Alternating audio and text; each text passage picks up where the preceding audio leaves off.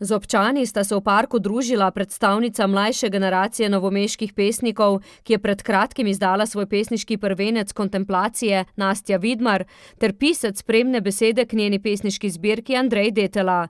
Kot poudarja Vidmarjeva, se premalo zavedamo pomena novomeške pomladi. Drugače so pa to te naši predniki v bistvu, ki so ustvarjali en tak ful lep milje za tako zelo lepo avantgardno umetnost in recimo meni so zelo dragi in jih imam skozi v mislih, ko ustvarjam.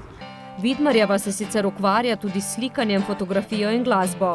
Detela pa je ne le pesnik, ampak tudi pisatelj, po poklicni plati pa fizik in izumitelj.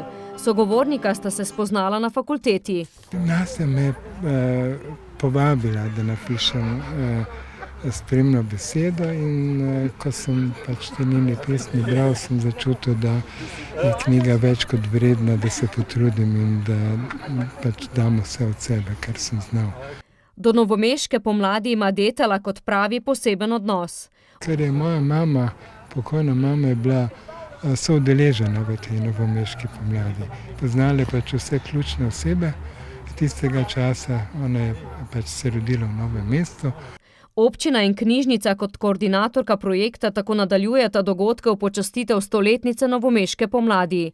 Tako kot so bili takrat mladi, avantgardni, nadebudni, tako probamo tudi z novomeško podmladjo pokazati tiste podmladje v Novem mestu na različnih umetniških področjih, ki jih mogoče še ostali Novomeščani ne poznajo.